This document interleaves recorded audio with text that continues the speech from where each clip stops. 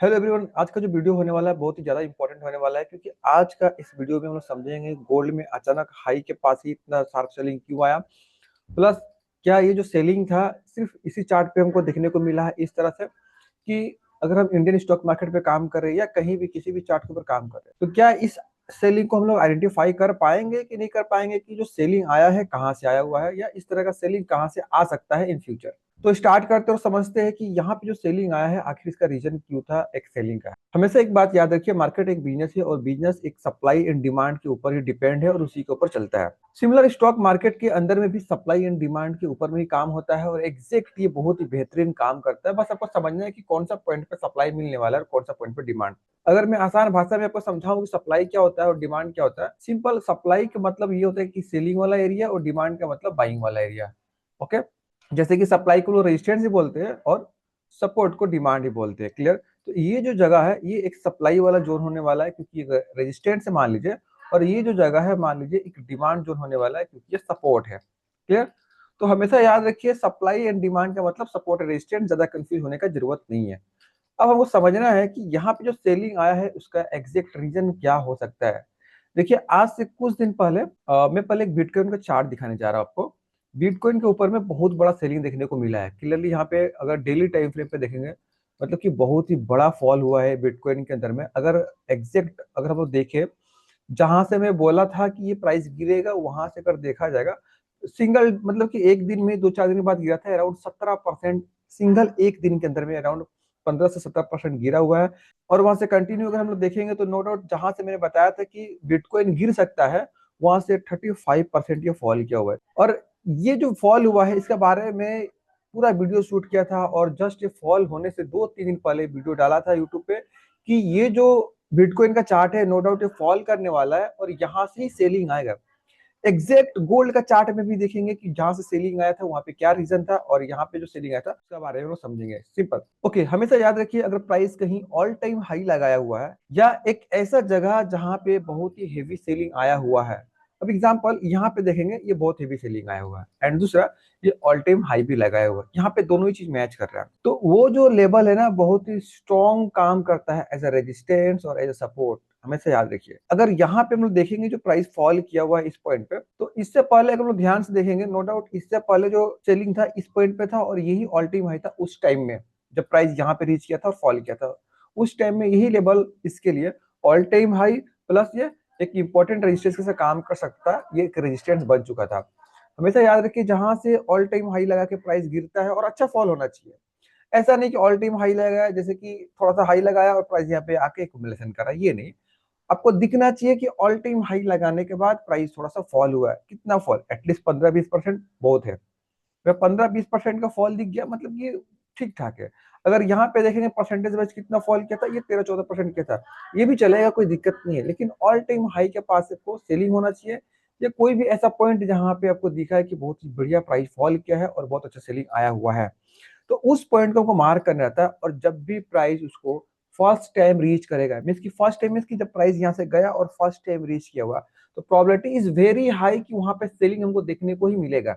एकदम पॉइंट ना नोट करके रखिए, प्रोबेबिलिटी इज वेरी हाई कि वहां पे आपको सेलिंग देखने को ही मिलेगा। हाँ, ये नहीं है कि इतना बड़ा सेलिंग देखने को मिल सकता है, लेकिन वहां पे फर्स्ट टाइम रीच करने से सेलिंग ही देखने को मिलेगा। तो पहला थॉट माइंड में ये जाना चाहिए कि जब प्राइस यहाँ पे रीच कर रहा है तो मेरे को सेल साइड में ट्रेड लेना है। मेरे को नहीं पता कितना गिरेगा, लेकिन मेरा थॉट ये रहेगा कि यहाँ पे ऑल टाइम हाई के पास प्राइस रीच किया हुआ है, तो यहाँ पे पहला बार है कि हम सेल साइड में सो सकते हैं जब फर्स्ट टाइम रीच करेगा उस टाइम पे। दूसरा, अगर हम करंट सिनेरियो देखें गोल्ड के चार्ट पे, सेम वैसे ही हुआ, क्योंकि gold and all time high के पास रीच किया एंड वहां से फॉलिंग उसको देखने को मिला हुआ। पहले हम देखेंगे इसका शार्प सेलिंग कितना बेहतरीन यहाँ पे दिख रहा है ना, बहुत बढ़िया फॉल हुआ है, एग्जैक्ट यहाँ से कंटिन्यू फॉल हुआ। सिंपल, अगर हम जाके देखेंगे इस लेवल को मार्क करेंगे ना, यही पॉइंट है जहां से फॉल हुआ, अपना यहाँ पे हाई लगाया और यहाँ से फॉल किया।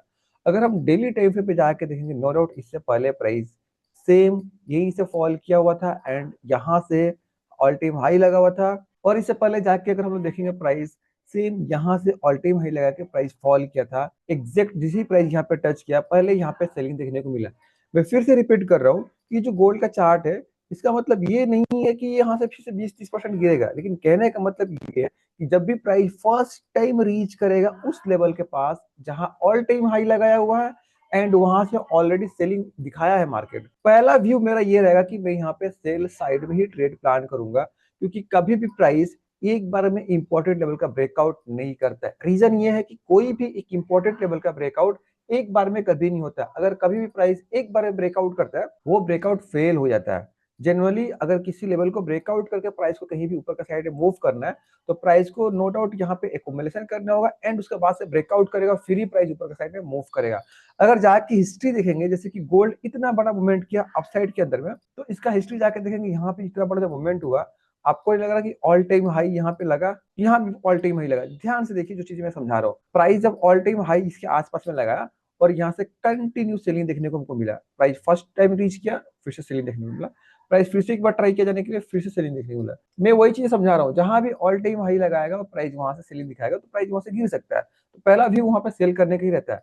एंड यहाँ पे देखेंगे ना, मैं जैसे समझाया अभी कि प्राइस फर्स्ट टाइम में जाके ब्रेकआउट करके बड़ा मूवमेंट नहीं कर सकता है। अगर उसको बड़ा मोमेंटम करना है तो ऑल टाइम हाई को कैसे ब्रेकआउट करेगा? प्राइस वहां पे जाके मल्टीपल टाइम एक्यूमुलेशन करेगा, मल्टीपल टाइम ट्राई करेगा हिट करने के लिए, ब्रेक करने के लिए, हिट करने के लिए, ब्रेक करने के लिए। एंड फाइनली जब 3 4 5 बार ट्राई करेगा, ब्रेकआउट नहीं हो पा रहा, एंड फाइनली जब भी ब्रेकआउट करेगा, वहां पे एक मोमेंटम और बहुत बड़ा मोमेंटम देखने को मिलेगा। अगर हम चार्ट को और पीछे जाके देखेंगे, प्राइस एग्जैक्ट उसी तरह से मूवमेंट कर रहा है। यहाँ पे देखेंगे प्राइस यहाँ से बहुत बढ़िया फॉल हुआ, प्राइस गया फर्स्ट टाइम हिट किया, नीचे आ गया, फिर से ट्राई किया, हिट के नीचे आ गया, एंड ऑल टाइम हाई के पास जब प्राइस गया, लास्ट टाइम में यहाँ पे वेट करके ब्रेकआउट किया, फिर बड़ा मूवमेंट हुआ।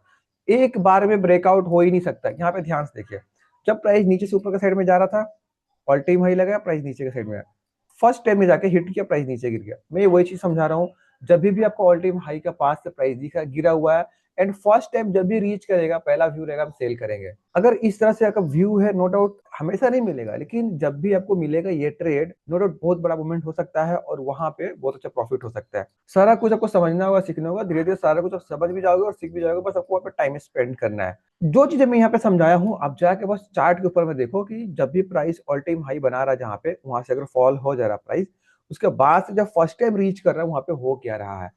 अब एग्जाम्पल यहाँ पे मैंने गोल्ड का चार्ट पे दिखा, अगर हम बिटकॉइन के चार्ट को भी देखेंगे, सेम सिनेरियो है।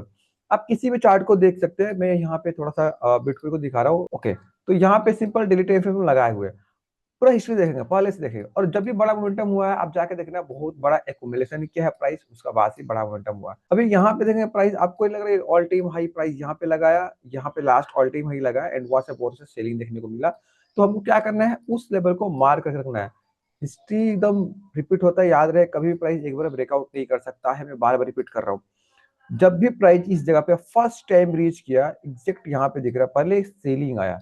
मैं वही चीज समझा रहा हूँ, जब प्राइस रीच करेगा तो मेरा व्यू रहने से पहले एक सेल साइड में एक ट्रेड लेना है। अगर मेरे को सेल साइड में दिख रहा है, नोट पहला पहला ट्रेड मेरे को सेल साइड में लेना है, पहला ट्रेड। सेकेंड टाइम आएगा, भले हम कंफ्यूज रहेंगे, लेकिन पहला ट्रेड में कोई टेंशन नहीं है, वो गिर सकता है। अब वहां पे दिखा, फिर से सेलिंग आया, क्लियर। इसी तरह से प्राइस मूवमेंट करता है जब भी अपना ऑल टाइम, जैसे कि भी ये ऑल टाइम हाई पे है, ओके। अगर हम जाके आगे में देखेंगे, यहाँ पे ऑल टाइम हाई के पास में क्या फर्स्ट टाइम इसका ब्रेकआउट करके बड़ा मोमेंटम किया, अभी आपको पता चलेगा इसका रिजल्ट, मेरे को पता नहीं है, क्लियरली यहाँ पे दिख रहा नहीं हुआ है। ऑल टाइम हाई को ब्रेक किया, तुरंत सेलिंग आया, ऊपर गया, फिर से सेलिंग आया, मतलब कि यहाँ पे ही रुक गया। ऑल टाइम हाई को ब्रेक किया लेकिन मूवमेंट नहीं किया। मैं वही चीज समझा रहा हूँ, जब ऑल टाइम हाई के पास बहुत दिन के बाद रीच कर रहा है, तो ये मत सोचो कि उसको ब्रेकआउट करके फिर से कंटिन्यू भागेगा, उसी टाइम भागेगा, कभी नहीं जाता है प्राइस। देखिए इसका बाद से बहुत दिन प्राइस यहाँ पे एक्यूमुलेशन किया है, एंड उसका बाद से प्राइस ब्रेकआउट करके ऊपर के साइड में मूवमेंट किया होगा। तो हमेशा प्राइस का जो बिहेवियर है ना, इसी तरह से और इसी तरह से मूवमेंट करने वाला है। बस आपको उसके ऊपर काम करना है और समझना है कैसे ये काम करता है। आई होप जो चीजें हमको समझाने की कोशिश किया हूँ यहाँ पे समझ में आया होगा। और हाँ, बिटकॉइन जो यहाँ से बहुत बड़ा फॉल किया है, यहाँ पे बहुत बड़ा मोमेंटम देखने को मिला, इसका वीडियो जो मैं शूट किया था, एग्जैक्ट ये वाला ग्रीन कैंडल जो दिख रहा है, जस्ट ये वाला ग्रीन कैंडल यहाँ पे रीच किया था, मैं उस टाइम ये वीडियो शूट कर रहा था और मैंने बताया था 110% फॉल कर जाएगा यहाँ से। उस वीडियो का रिकॉर्डिंग ना इस वीडियो का डिस्क्रिप्शन में दूंगा, जाके जरूर चेक करना। बिटकॉइन को मैं कैसे समझाया हूँ वहाँ पे कि ये फॉल करने वाला सपोर्ट रेजिस्टेंस के माध्यम से। ओके, आई होप जो चीजें मैं समझाने की कोशिश किया हूँ आपको यहाँ पे क्लियरली समझ में आया होगा। हमेशा याद रखिए, आप कभी भी ट्रेड प्लान कर रहे हैं ना, तो ये सब जो इंपॉर्टेंट लेवल होता है, ऑल टाइम हाई मार करके रखा जाता है, वहां पे देखा जाता है कि प्राइस का बिहेवियर कैसा था पहले जब ऑल टाइम हाई लगाया था। तो ये सब इग्नोर नहीं करना है। आप नेक्स्ट टाइम से हमेशा रेडी रह सकते हो कि वहां पे जब प्राइस रीच करेगा, आप वहां पे जाके इजिली ट्रेड प्लान कर सकते हैं, सेल साइड में देख सकते हैं। ओके, तो मिलते हैं हम नेक्स्ट वीडियो में, तब तक के लिए bye bye, thanks for watching this video.